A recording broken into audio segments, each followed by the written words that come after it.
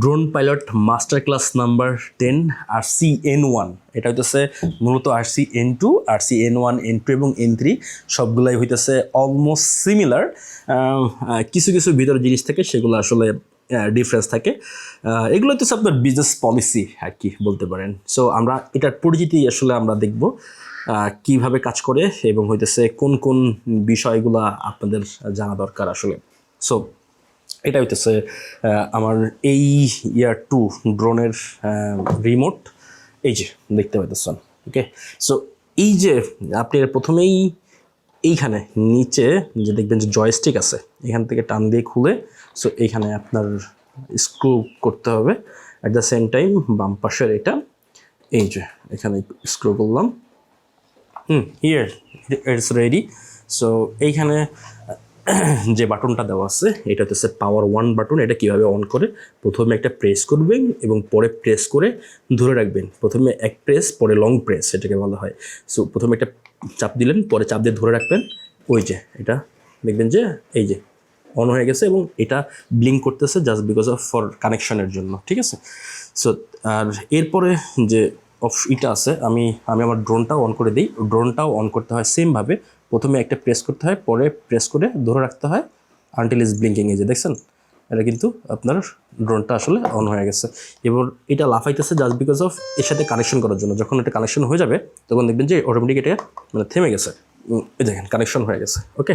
So এইটা হইতেছে RC-N1 এবং এই যে দেখতে পাইতেছেন এই যে নবগুলা, এটার কাজগুলো কি? এটা হচ্ছে প্রথমে হইতেছে সি লেখা আছে, দেখেন এই সিনে এটা হচ্ছে সিনেম্যাটিক মোড, মানে এটা হচ্ছে স্লোলি ফ্লাই করবে। যারা বিগিনার তাদের জন্য আমরা সাজেস্ট করবো এই সিনেম্যাটিক মোডে প্র্যাকটিস করবেন, এরপরে অন্য অন্য মুডগুলো ট্রাই করবেন।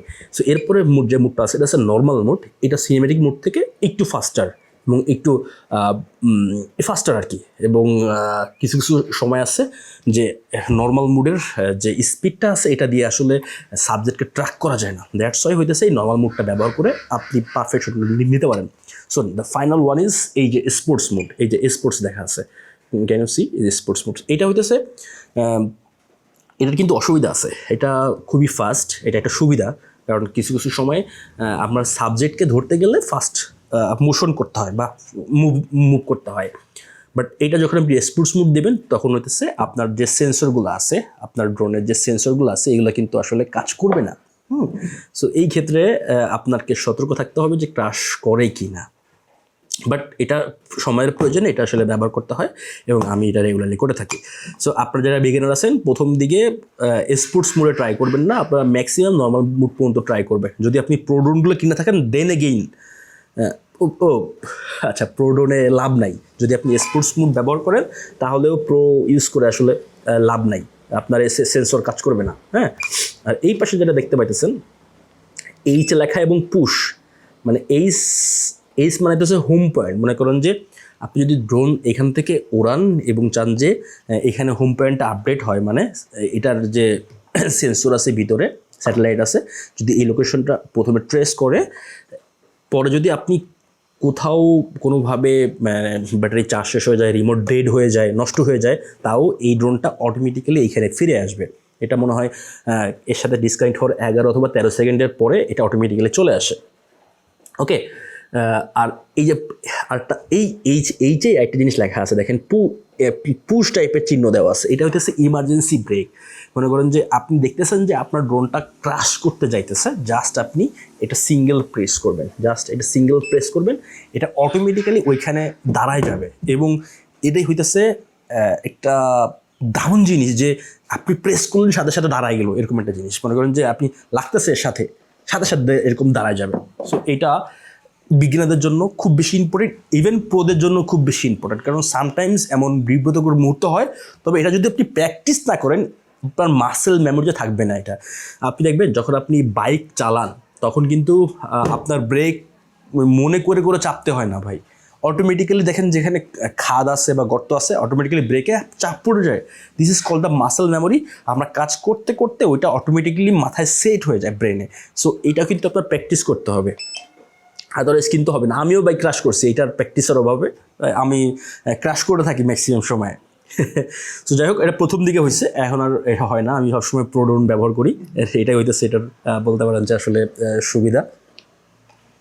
ওকে, সো এই নবগুলো তো আপনারা দেখছেন কীভাবে লাগায়, এটা আসলে না বললাম। এইখানে যে চিহ্নটা দেখতে পাইতেছেন এইখানে, এটা দিচ্ছে আমি আপনাদেরকে আমার মোবাইলটা, আচ্ছা ওই এর আগে দেখাই আমি যে এখানে তো ডিসপ্লে নাই, এখন কীভাবে ইউজ করবেন। আমি কিন্তু এইভাবেও ড্রোন ফ্লাই করতে পারবো, বাট দেখতে পারবো না আমি আসলে। সো এইখানে যে ইটা আছে এটা ধরবেন, এভাবে ধরে এটাকে টান দিবেন, এই যে টান দিলে এটা মোটামুটি ভালো পরিমাণে যত মানে মোবাইল আছে এটা পারফেক্টলি ফিট হয়, যদি এক্সট্রা লার্জ সাইজ না হয় আর কি। তারপরে আপনি এইখানে দেখেন আপনার রাখার জায়গা আছে, আপনার যেই মোবাইলের যেই পিনটাই হোক না কেন, বা আমার কাছে লাইটেনিং কেবল টাইপ সি না, অনেকে টাইপ সি এখন বর্তমান যেগুলো আছে। সো এইখান থেকে আপনি আপনার ইটা বের করবেন, এখান থেকে জাস্ট হইতেছে এভাবে করলেই আপনার এটা বের হয়ে যাবে। এবং এই যে যদি আপনি বিগিনার হয়ে থাকেন, এই দেখেন এখানে একটা প্রথমে টাইপ সি আছে এর সাথে লাগানোর জন্য, এই ভিতরে লাগানোর জন্য। এটা আপনি আপনার ব্যাগ থেকে নিয়ে এখানে জাস্ট আপনি লাগাই দিবেন। ওকে, এই যে লাগাই দিলেন। এবং এই যে কেবলটা আছে, প্রথমে আপনি আপনার মোবাইলটা নেবেন, মোবাইলটা নিয়ে আমি যেভাবে করি আর কি, সো বাটনগুলো ভালো করে খেয়াল করি, দিয়ে তারপরে আমি এটা দিয়ে জাস্ট হইতেছে আমি এটাকে সাইডে রাখি, সাইডে রাখবেন। তারপরে এটাকে দিয়ে জাস্ট এই যে উঠাই দিবেন। আপনার যেখানে বাটনগুলোয় চাপ না পড়ে সেই পজিশনে আপনি এইখানে, এই যেখানে আমি কিন্তু দিয়ে রাখছি। এখন এইখানে যে আপনার কেবলটা আছে না, এটা জাস্ট হইতেছে লাগাই দিবেন। কিন্তু আপনার এইখানে ডিজিআইয়ের থাকতে হবে, ফ্লাই যে অ্যাপসটা আছে এটা থাকতে হবে। আমার যে ডিজিআই ফ্লাই যে অ্যাপটা আছে, দেখেন ডিজিআই ফ্লাই যে অ্যাপটা আছে, এটাই মনে করেন যে আমি চাপ দিলে এটা অটোমেটিক্যালি এখানে গো ফ্লাই যাবে। হ্যাঁ, কানেকশন তো আগে থেকে হয়ে আছে। আমি যদি এখানে অ্যাপ্লাই করি, দেখুন এই যে ক্যামেরা কিন্তু আমার ক্যামেরা প্রিভিউ দেখতে পাইতেছে আমি। এখন হইতেছে মেইন যে জিনিসটা, মানে মেইন খেলা হইতেছে এখন ডিসপ্লেতে, এখন আপনি খেয়াল করবেন। আর ড্রোনের যত প্রকার নোটিফিকেশন আছে ডিসপ্লেতে আসলে শো করবে। দেখুন বাম সাইডে এই যে ওয়ার্নিং দেওয়া আছে। সো এইটা হইতেছে আপনার ড্রোনের সমস্যা। ওকে, এবার দেখা যাচ্ছে আপনার এইটা, এই যে এটা RC-N1, এটা কি?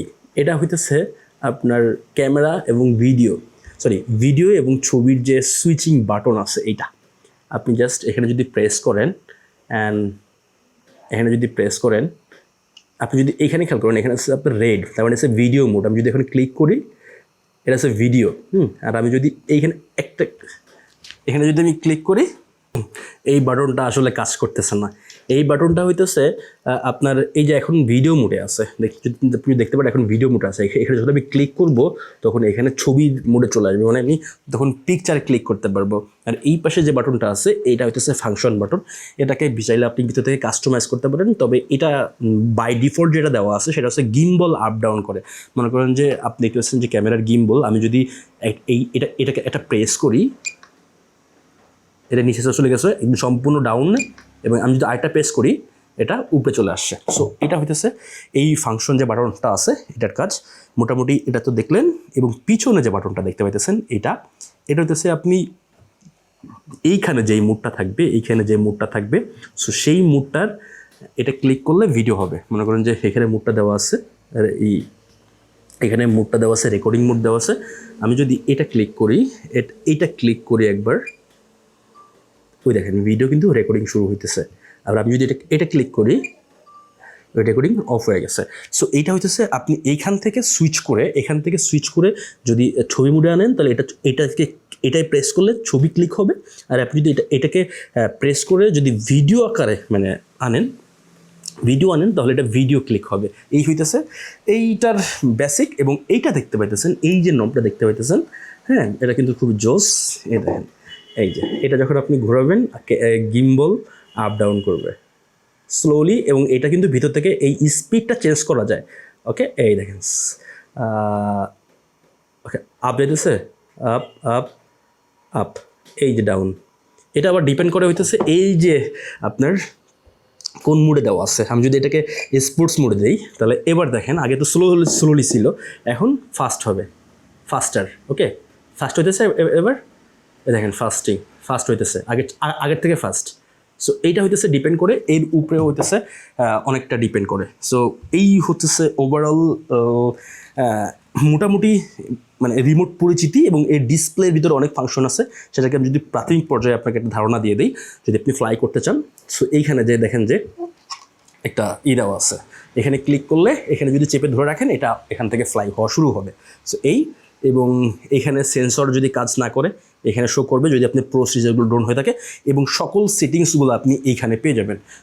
যদি আপনার ভিডিও মুড থাকে তাহলে ভিডিও বা ছবি এইখানে সব সেটিংসগুলো থাকবে। এখান থেকে চাইলে আপনি প্যারামিটারগুলো চেঞ্জ করতে পারবেন আপনার পছন্দের প্যারামিটার অনুযায়ী, যেটা আপনার আসলে শ্যুট করে। সবচেয়ে বড় সেন্স হইতেছে ভিজুয়াল সেন্স। আপনি ডিসপ্লে দেখবেন এবং প্রকৃতির যে এটা দেখবেন যে এটা কি আসলে ন্যাচারাল কিনা। সো এটার উপরে করে আপনি এটা হইতেছে আপনার মূলত এক্সপোজার, এই যে এক্সপোজার ব্যালেন্স কম বেশি করবেন। তারপরে হইতেছে এইখানে হচ্ছে আপনি যে এফপিএস দেওয়া আছে। এফপিএস মানে হইতেছে একটা মানে এফপিএস হইতেছে এমন একটা জিনিস, আমরা যে ছবি তুলি না, আর ভিডিও করার সময় এই 1 সেকেন্ডে এতগুলো ছবি ওঠে, মানে এক ক্লিকেই, মানে প্রতি সেকেন্ডেই ছবি ওঠে। আপনি এফপিএস যত থাকবে অতগুলো ছবি উঠবে, এবং এটা হচ্ছে আপনার এফপিএস। যদি আমি আপনাদের সহজ ভাষায় আসলে বোঝাই, যখন আপনারা সিনেম্যাটিক ভিডিও করবেন তখন চেষ্টা করবেন যে একটু এফপিএস বেশি নেওয়ার জন্য, পরে এটা স্লো ডাউন করতে পারবেন যদি কোথাও একটু এলোমেলো হয়ে যায়। হ্যাঁ, আর এটা হইতেছে আপনার স্টোরেজ, আপনার ইসে মানে কোন স্টোরেজ দেওয়া আছে, কতটুকু আপনি ইউজ করছেন, কতটুকু ফাঁকা আছে। সো এইখানে আপনি দেখতে পারবেন এইখানে, এবং এইখান থেকে আপনি বিভিন্ন মুড ট্রাই করতে পারবেন। এখান থেকে আপনি যে ভিডিও করছেন অলরেডি সেইখানে চাপ দিলে আপনি দেখতে পারবেন। সো তারপরে এইখানে যে একটা থ্রি ডট আছে, এখানে আপনি ক্লিক করবেন। এইখান থেকেই মূলত আপনি সব জিনিসগুলো একে একে এক্সপ্লোর করবেন। ঠিক আছে, মানে এই যে প্রথমে সেফটি আছে, সেফটির এখানে অনেক অপশন আছে। এই যে সেন্সর প্রো সিরিজের যে ড্রোনগুলো আছে সেই সেন্সরগুলো আপনি এখান থেকে দেখে ঠিক করতে পারবেন, বা হচ্ছে জিনিস চেঞ্জ করতে পারবেন। তারপরে এখানে আপনার কন্ট্রোল আছে, কন্ট্রোলে এখানে বিভিন্ন জিনিস দেওয়া আছে, গিম্বলের সেটিংস দেওয়া আছে। যখন আপনার গিম্বল ক্যালিব্রেশন করতে হবে তখন এই ভিতরে ঢুকে এখানে গিম্বল এখানে অপশন আসবে, জাস্ট ওইটা ফলো করলেই আপনার ক্যালিব্রেশন হয়ে যাবে। পরে হচ্ছে ক্যামেরা যে সেটিংসগুলো আছে এখান থেকে আপনি চাইলে এখান থেকে চেঞ্জ করতে পারবেন। এই হইতেছে ওভারঅল একটা সেটিংস। এবং এইখানের ওই উপরে যে লাইনগুলো আছে এগুলো আছে কতটুকু চার্জ আছে, কী পরিমাণ নেটওয়ার্ক আছে, সেন্সর কাজ করতেছে কিনা, এই জিনিসগুলো স্যাটেলাইট কানেক্ট আছে কিনা, এই জিনিসগুলো আসলে মূলত আপনারা দেখতে পারবেন। এবং নতুন একটা ফিচার আসছে, আর এই প্রো সিরিজগুলোয় আপনার ট্র্যাকিং ফিচারগুলো থাকে। এই হচ্ছে আপনার মোটামুটি ড্রোনের RCN সিরিজের যে রিমোটগুলো আছে এটার মূলত হইতেছে আপনার পরিচিতি। যদি আরও কিছু জানতে চান আমি হইতেছে আপনাদের যারা হোয়াটসঅ্যাপ গ্রুপে আছেন এদেরকে একটা স্পেশাল লিঙ্ক দিয়ে দিব। সো সেখানে আপনারা প্রশ্ন করতে পারবেন, এবং ওইখানে সেম রিলেটেড প্রশ্ন অনেক থাকবে। সো সেখান থেকে আপনারা করতে পারবেন। আর এটা যেভাবে একদম ওপেন করছেন ঠিক সেইভাবে অফ করতে হয়। জাস্ট হইতেছে একবার চাপ দিবেন, পরে আবার চাপ দিয়ে ধরে রাখবেন, এটা অফ হয়ে যাবে। দেন এটা খুলে আপনি আপনার জায়গা মতো রেখে দিবেন। অ্যাট দ্য সেম টাইম আপনার যে এটা আছে, কেবলটা আছে, আপনি সুন্দর করে ভালো করে এখানে একটা প্রেস করলেই এখানে এটা থেকে যাবে এভাবে। তারপরে এটাকে আপনি জাস্ট এভাবে ঢুকিয়ে দিবেন, ব্যাস।